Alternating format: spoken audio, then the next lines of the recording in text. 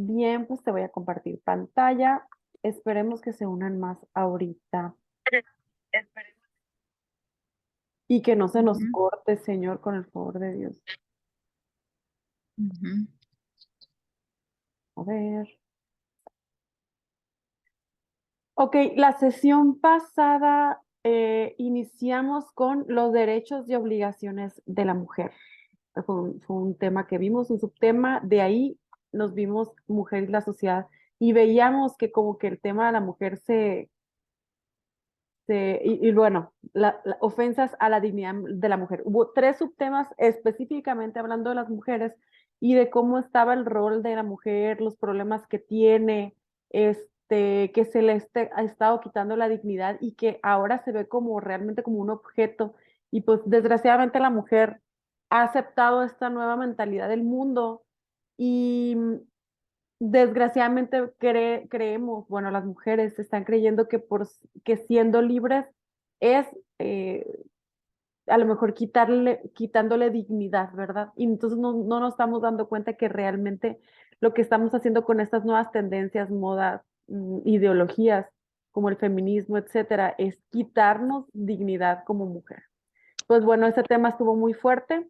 También vimos la parte y el rol del hombre, que es el hombre, esposo y padre. Hablaba de los roles de como esposo y como padre.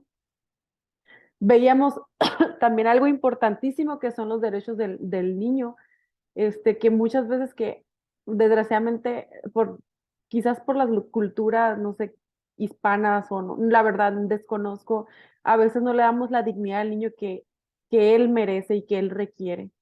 Entonces esto también lo mencionaba cuando realmente los niños es la parte más importante y que más protección ocupa. Si todo esto existe, el tema del funcionamiento de los roles familiares, del cuidado de la familia, es para protección de los niños, ¿no? Porque ellos son el futuro de la iglesia, de la sociedad, de este mundo. También hablaba la parte de los ancianos, que ellos, bueno, la dignidad de los ancianos, pero también la sabiduría, agarrar todo el tema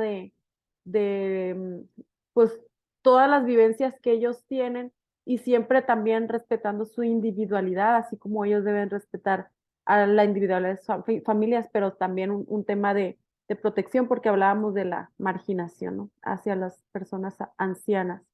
De ahí veíamos el servicio a la vida, la transmisión de la vida y veíamos cooperadores del amor de Dios creador. Veíamos la doctrina y la norma siempre antigua y siempre nueva de la iglesia. Es la doctrina y hablamos un poco del tema, pues seguíamos de la familia, el matrimonio.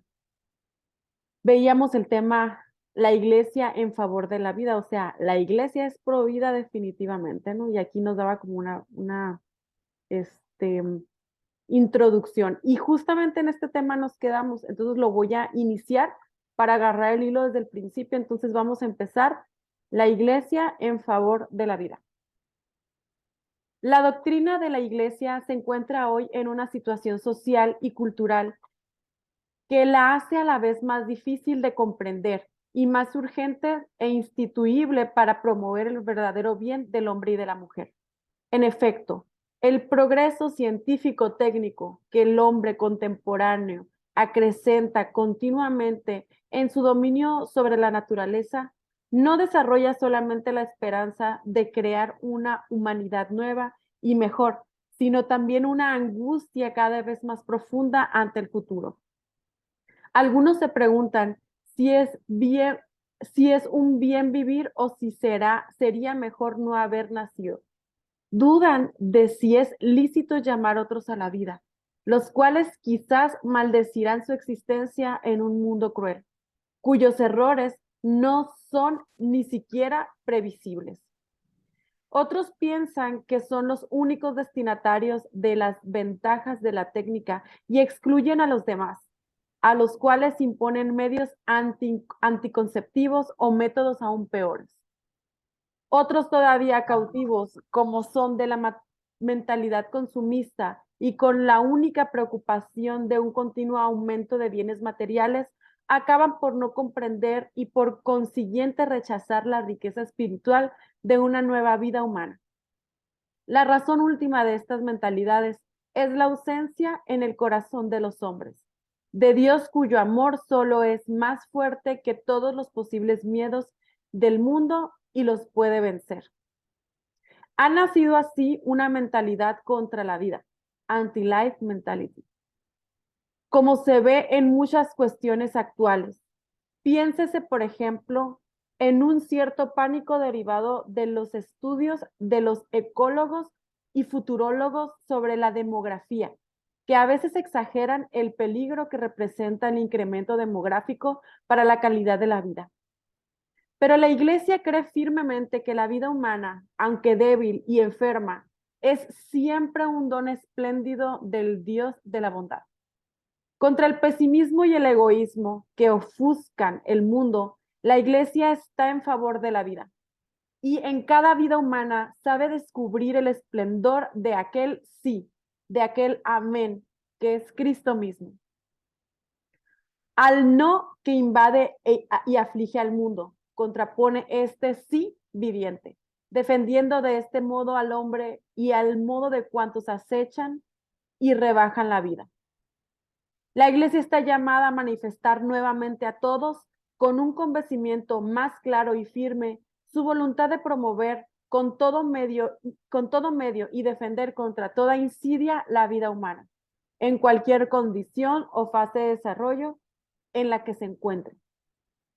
Por esto la Iglesia condena como ofensa grave a la dignidad humana y a la justicia todas aquellas actividades de los gobiernos o de otras autoridades públicas que tratan de limitar de cualquier modo la libertad de los esposos en la decisión sobre los hijos.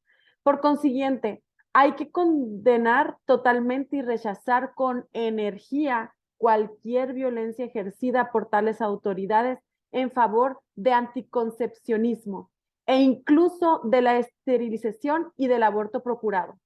Al mismo tiempo, hay que rechazar como gravemente injusto el hecho de que en las relaciones internacionales la ayuda económica concedida para la promoción de los pueblos esté condicionada a programas de anticoncepcionismo, esterilización y aborto procurado.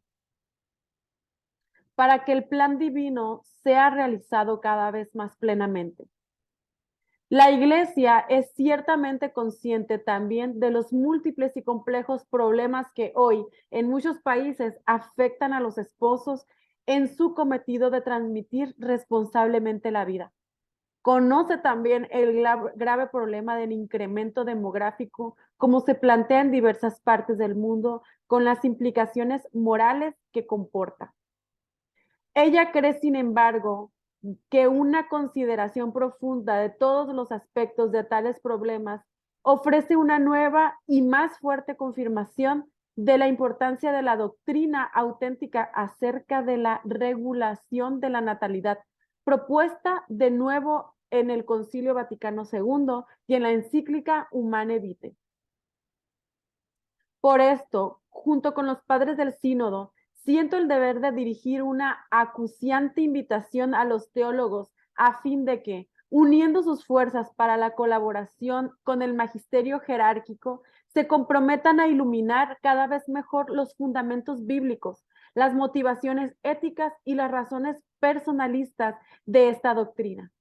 Así será posible que en el contexto de una expresión orgánica hacer que la doctrina de la Iglesia en este importante capítulo vea verdaderamente accesible a todos los hombres de buena voluntad, facilitando su comprensión cada vez más luminosa y profunda. De este modo, el plan divino podrá ser realizado cada vez más plenamente para la salvación del hombre y gloria del Creador. A este respecto, el empeño concorde de los teólogos, inspirado por la adhesión convencida al magisterio, que es la única guía auténtica del pueblo de Dios, presenta una urgencia especial también a causa de la relación íntima que existe entre la doctrina católica sobre este punto y la visión del hombre que propone la Iglesia.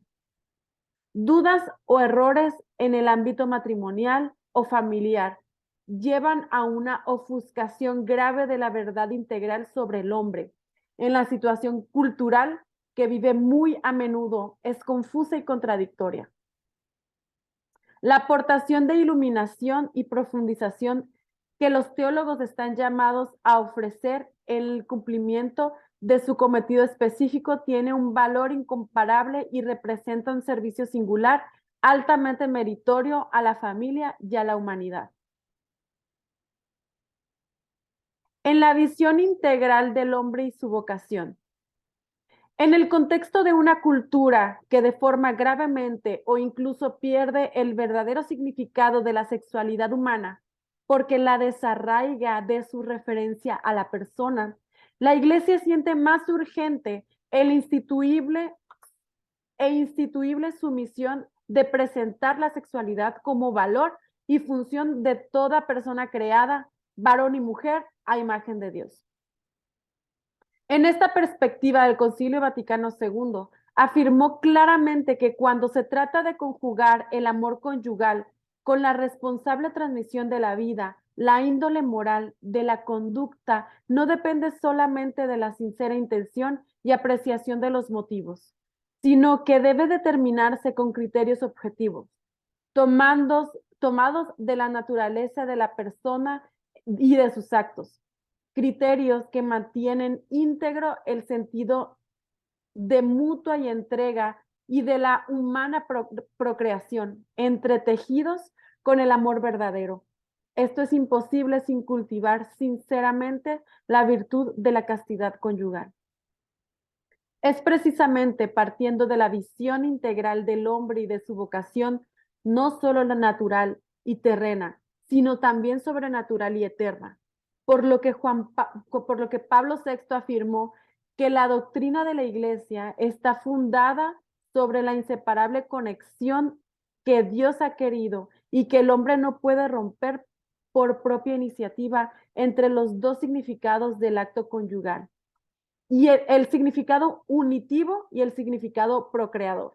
Y concluyó recalcando que hay que excluir como intrínsecamente deshonesta toda acción que en perversión del acto conyugal o en su realización o en el desarrollo de sus consecuencias naturales se proponga como fin o como medio a hacer imposible la procreación. Cuando los esposos, mediante el recurso del anticoncepcionismo, separan estos dos significados que Dios creador ha inscrito en el ser del hombre y de la mujer y en el dinamismo de su comunión sexual, se comportan como árbitros del designio divino y manipulan y envilecen la sexualidad humana y con ella la propia persona del cónyuge, alterando su valor de donación total. Así, al lenguaje natural que expresa la recíproca donación total de los esposos, el anticoncepcionismo impone un lenguaje objetivamente contradictorio, es decir, el de no darse al otro totalmente.